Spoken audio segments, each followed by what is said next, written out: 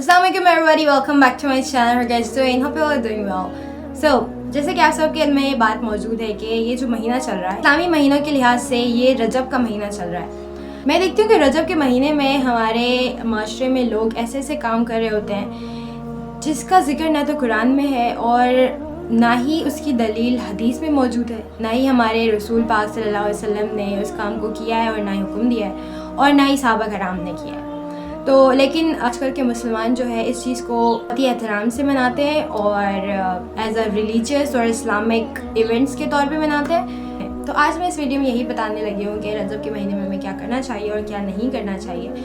और जो सबसे बड़ा वाक़या है जो कि रजब के हवाले से बहुत ही ज़्यादा इम्पॉर्टेंट है वो है मिराज का।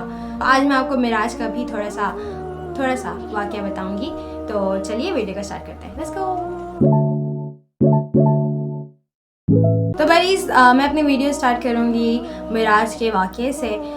मुझे पता है कि आप लोग में से बहुत सारे लोगों को मिराज का वाक़या पता होगा कि मिराज के वाक़े में क्या हुआ था, क्योंकि हमें जब हम स्कूल में होते हैं फर्स्ट सेकंड थर्ड फोर्थ हमारे इस्लामियत की बुक में ये मिराज का वाक़या शामिल होता है और हमें पढ़ाया जाता है कि मिराज में क्या हुआ था। तो बहुत सारे लोगों को ये पता होगा कि मिराज मतलब हुज़ूर पाक सल्लल्लाहु अलैहि वसल्लम हमारे जो नबी है नबी करीम हज़रत मोहम्मद सल्लल्लाहु अलैहि वसल्लम को हज़रत जिब्राईल अलैहिस्सलाम जो कि एक फ़रिश्ता हैं सबको पता है तो वो हमारे नबी करीम सल्लल्लाहु अलैहि वसल्लम को लेकर गए थे बुराक में। बुराक एक तेज़ रफ्तार सवारी है, उस पे लेके गए थे आसमानों पे, मतलब कि अल्लाह पाक के पास। और अल्लाह पाक और हुज़ूर पाक की मुलाकात हुई थी, मतलब face to face. Can you imagine? तो अल्लाह पाक से हमारे नबी करीम सल्लल्लाहु अलैहि वसल्लम ने मुलाकात की थी। तो ज़्यादातर लोगों को बस इतना ही मालूम होता है कि बस ये मुलाकात हुई थी, ठीक है। लेकिन आज मैं आप लोगों को ये बताऊंगी कि मिराज के वाक़े से अल्लाह पाक ने और हुज़ूर पाक ने हमें क्या सबक दिया है और क्या बताने की कोशिश की है। तो मैं मिराज का वाक़या पूरे डिटेल में तो आपको नहीं सुना सकूँगी क्योंकि इसके लिए बहुत वक्त चाहिए। तो जो ऐसी छोटी छोटी पॉइंट्स हैं जहाँ पे हमें सबक दिया गया है जो कि बहुत से लोगों को नहीं मालूम होता, क्योंकि वो सिर्फ स्टोरी सुन के चले जाते हैं पता, या फिर स्टोरी पढ़ लेते हैं या स्टोरी किसी से सुन लेते हैं, लेकिन उन्हें ये मालूम नहीं होता कि हमें इसमें सबक क्या दिया गया है और हमें क्या करना चाहिए, ठीक है। तो वाक़या शुरू इस तरीके से होता है, जिब्राईल अलैहिस्सलाम आते हैं और हज़रत मोहम्मद सल्लल्लाहु अलैहि वसल्लम के पैरों के सामने बैठ जाते हैं और उनके पैर को दबाने लगते हैं और कहते हैं जो है ना अल्लाह पाक आपसे मुलाकात करना चाहते हैं। मैं वर्ड टू वर्ड तो नहीं बता सकूँगी, लेकिन जो उन्होंने कहा था वो बता रही हूँ कि अल्लाह पाक आपसे मुलाकात करना चाहते हैं और सारी तैयारियाँ हो गई हैं, तो चलिए, ठीक है।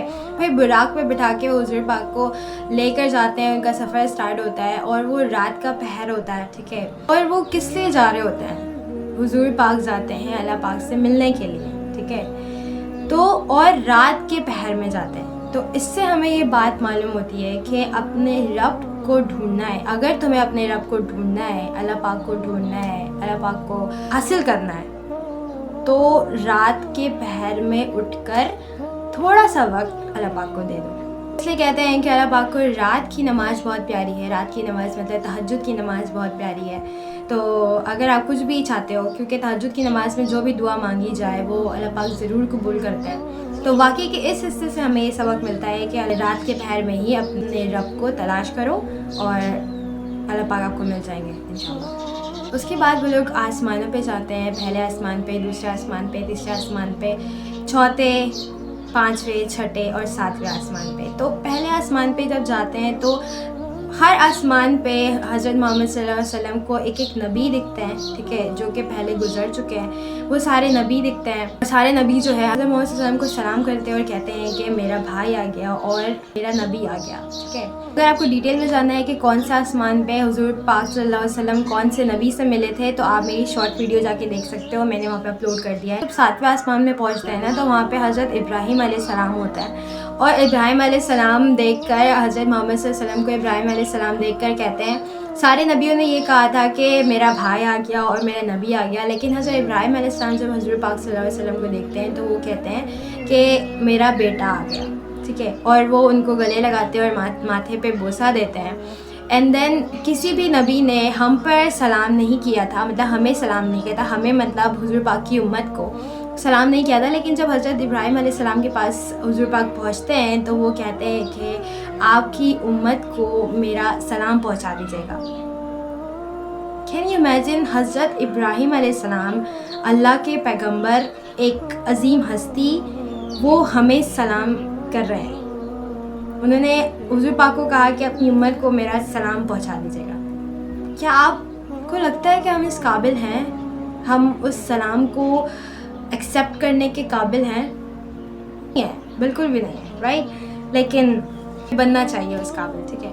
تو معراج کے واقعے سے اللہ پاک نے حضور پاک کو اپنی بہت ساری نشانیاں بتائی ہیں. پاک نے نہ صرف ساتوں آسمانوں کی سیر کی ہے بلکہ جہنم اور جنت کی بھی سیر کی ہے. انہوں نے جہنم بھی دیکھا ہے اور جنت بھی دیکھا ہے. اور جب وہ جہنم سے گزرے تو انہیں بہت ساری ایسے لوگ ملے جو کہ الگ الگ سزا میں مبتلا تھے. اور ایسی سزائیں ہیں جو کہ جب میں نے سنی اور جب میں نے پڑھی تو میرے تو I cannot imagine that, but یہ اصل میں ہونے والا ہے کیونکہ ہمارے رسول صلی اللہ علیہ وسلم دیکھ کر آئے ہیں سب. اور ایسے عذاب، اس میں سے ایک عذاب میں صرف آپ کو بتاتی ہوں، باقی شاید میں اپنی اگلی ویڈیو میں یہ ڈیٹیل سے بتاؤں کہ کس گناہ کا کیا عذاب ہوتا ہے، تاکہ لوگ شاید سدھر جائے عذاب ہی سن کر. سب سے پہلے حضور پاک نے دیکھا کہ ایک بندہ ہے جو کہ لیٹا ہوا ہے اور ایک فرشتہ ہے جو کہ اس کے سر پر پتھر مار رہا ہے. ٹھیک ہے. وہ فرشتہ اس کے سر پہ پتھر مارتا ہے بندے کے سر پہ، تو بندے کا سر جو ہے وہ کیما ہو جاتا ہے، پورا کیما ہو جاتا ہے. ٹھیک ہے.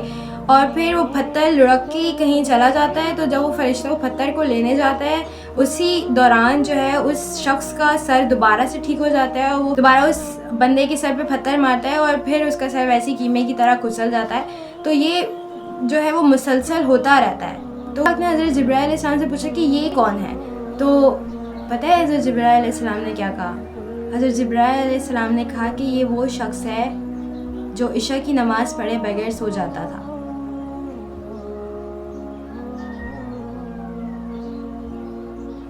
پھر آگے جانے لگے تو ایسے بہت سارے دردناک عذاب میں لوگوں کو مبتلا دیکھا اور حضرت جبرائیل علیہ السلام سے پوچھتے گئے کہ یہ کون لوگ ہیں، یہ کون لوگ ہیں. تو میں اس کا ڈیٹیل میں انشاءاللہ ویڈیو بناؤں گی تاکہ عذاب کے خوف سے ہی لوگ سدھر جائیں.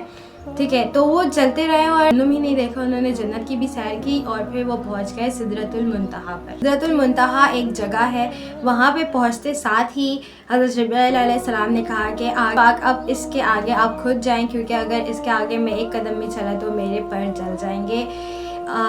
مطلب وہ ایک حد ہے، وہاں حضرت جبرائیل علیہ السلام بھی اس کے آگے نہیں جا سکتے. لیکن یہ صرف ہمارے حضور پاک ہے جو کہ اس کے آگے بھی گئے اور پاک سے ملاقات بھی کی.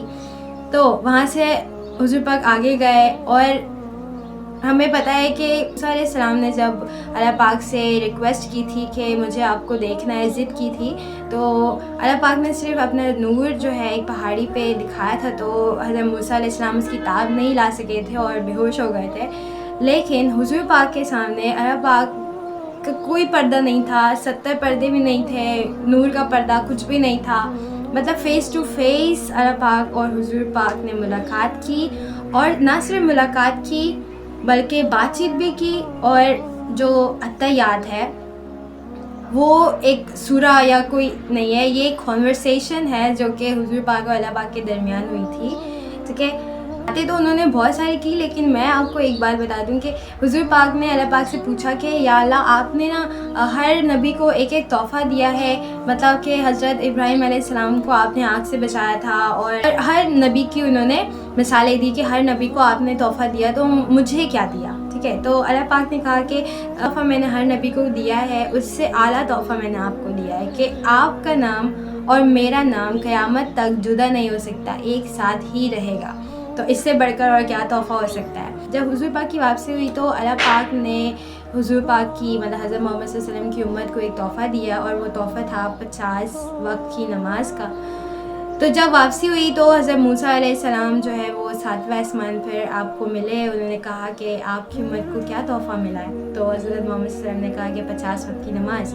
تو انہوں نے کہا کہ بہت زیادہ ہے، واپسی جاؤ اسے کم کرا کے آئیں، آپ کی امت اتنی نماز نہیں پڑھ سکے گی. تو پھر حضور پاک جاتے ہیں اور پھر وہ کہتے ہیں کہ اللہ پاک تھوڑا کم. تو اللہ پاک کیا کرتے ہیں؟ اللہ پاک 5 نمازیں کم کر دیتے ہیں اور 45 نمازیں ہو جاتی ہیں. پھر حضور پاک واپس آتے ہیں. پھر موسیٰ علیہ السلام کہتے ہیں کہ کیا بنا؟ تو وہ کہتے ہیں کہ 45 نماز ہوئی ہے. تو پھر کہتے ہیں کہ پھر سے واپس جائیں. پھر ایسے ہی کرتے کرتے ہر بار جاتے ہیں اور ہر بار 5 نمازیں کم ہوتے صرف 5 نمازیں رہ جاتی ہیں.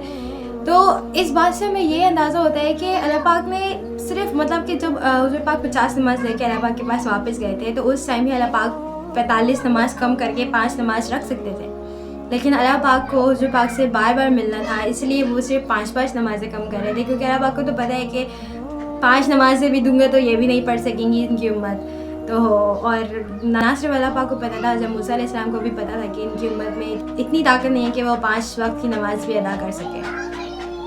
اور ہم آج اس بات کی تصدیق کر رہے ہیں کہ واقعی ہمارے اندر اتنی ہمت اور اتنی طاقت نہیں ہے کہ ہم 5 وقت کی نماز بھی ادا کر سکیں. تو پھر ایسے ہی 5 وقت کی نماز کا تحفہ لے کے ہمارے حضور پاک صلی اللہ علیہ وسلم معراج سے واپس آ جاتے ہیں، حضور اللہ پاک سے ملاقات کر کے واپس آ جاتے ہیں. تو یہ تھا معراج کا واقعہ. اور معراج نہ صرف حضور پاک کو تحفہ ملا، ہمیں بھی تحفہ ملا ہے، وہ ہے نماز کا. آج میں جو ہمیں نماز کا تحفہ ملا اسے پڑھنے کی تو ہمیں توفیق ہوتی نہیں ہے، لیکن ایکسٹرا عبادت کرنے کی توفیق ہو جاتی ہے.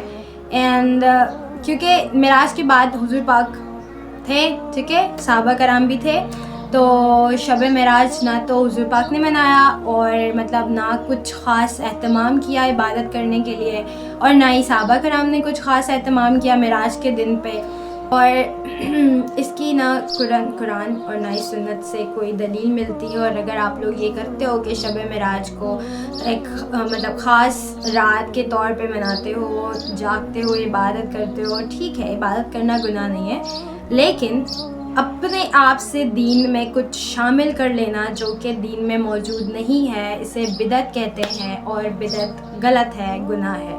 بدعت کسے کہتے ہیں یہ میں بتاؤں گی اپنی دوسری ویڈیو میں ڈیٹیل میں انشاءاللہ، کیونکہ بدعت کو سمجھانا بہت ہی ضروری ہے آج کل کے لوگوں کے لیے. میں آپ کو چھوٹا سا ایک پوائنٹ بتا دیتی ہوں کہ بدعت آخر کہتے ہیں کسے، ٹھیک ہے.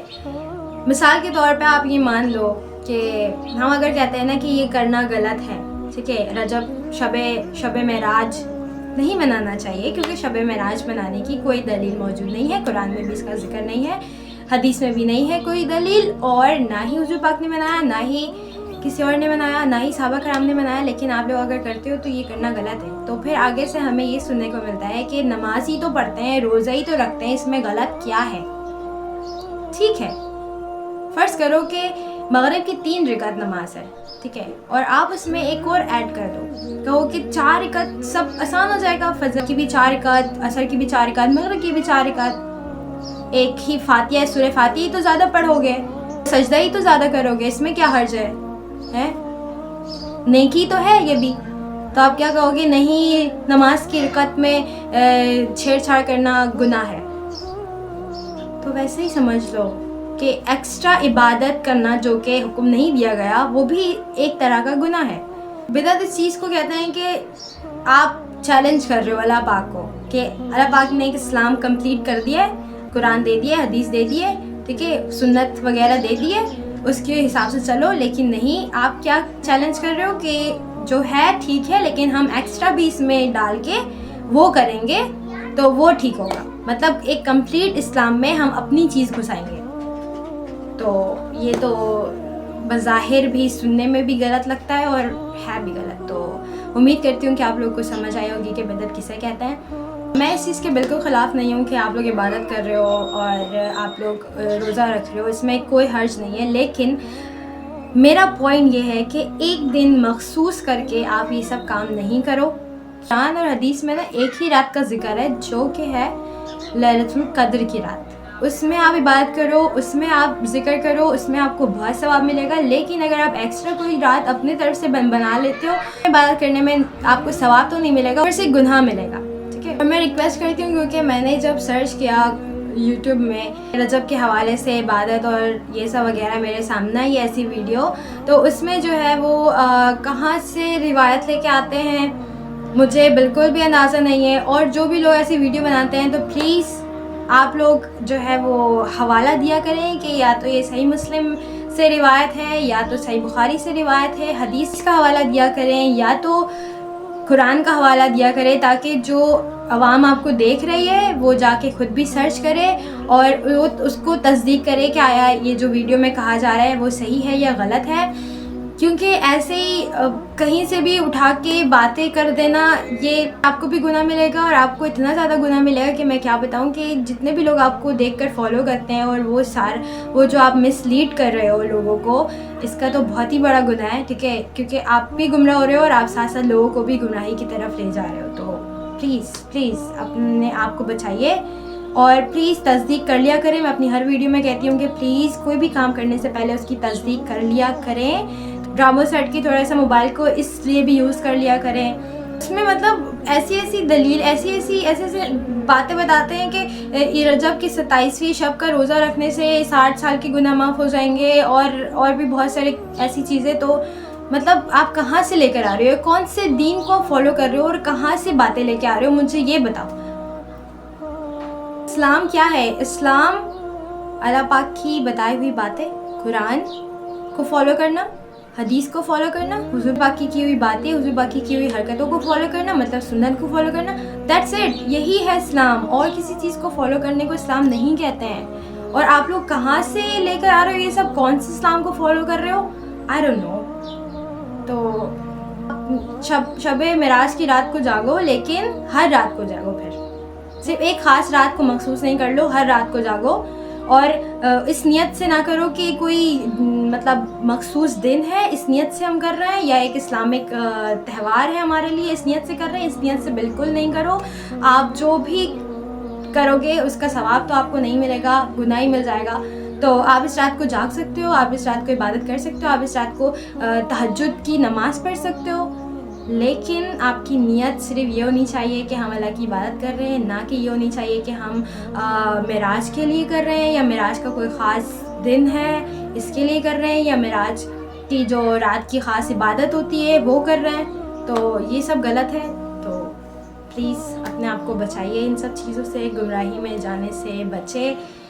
کیونکہ اللہ پاک نے قرآن میں بھی کہا ہے اور حدیث میں بھی موجود ہے. میں آپ کو سب ڈسکرپشن باکس میں یا پھر یہاں پہ لکھ دوں گی سب کچھ.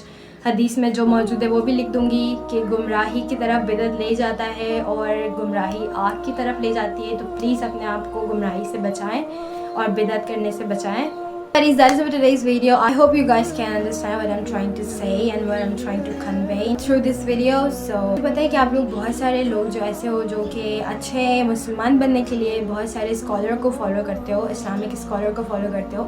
تو میں آپ کو ایک سجیشن دینا چاہوں گی کہ جو اسلامک اسکالر قرآن کا حوالہ دیتا ہے اور حدیث کا حوالہ دیتا ہے اس کو فالو کرو، تاکہ جو بھی وہ کہہ رہے ہیں آپ جا کے خود بھی تصدیق کرو کہ وہ صحیح کہہ رہے ہیں یا نہیں کہہ رہے ہیں. اور اگر آپ پڑھے لکھے ہو تو آپ کے پاس قرآن ہے، آپ خود قرآن کو پڑھ سکتے ہو، آپ خود حدیث کو پڑھ سکتے ہو. اور اسلام کو جاننے کا اور اسلام کو سمجھنے کا اور اسلام پر چلنے کا اس سے بہترین طریقہ اور کیا ہو سکتا ہے؟ قرآن و حدیث کو آپ خود پڑھ سکتے ہو. ٹھیک ہے، آپ جتنے اسکالرس کو دیکھو گے تو وہ اگر الگ الگ باتیں کر رہے ہیں تو آپ گمراہی کی طرف مبتلا ہو جاؤ گے اور آپ ایک سیدھے راستے میں نہیں چل سکو گے. دیکھو اسلام بہت آسان ہے. اللہ پاک نے اسلام کو بالکل بھی مشکل نہیں بنایا ہے. اسلام بہت آسان ہے. اسلام کے لیے 2 چیزیں دے دی ہیں، آپ اس کو پکڑ کے چلو گے تو آپ گمراہی سے بچے رہو گے اور سیدھے راستے پہ چلتے رہو گے. اگر آپ ادھر ادھر جاؤ گے، دوسرے راستے پہ جاؤ گے تو بھٹک جاؤ گے اور ساری زندگی پریشان رہو گے. تو اپنے لائف کو آسان بنائیں اور سیدھے راستے پہ چلیں انشاءاللہ.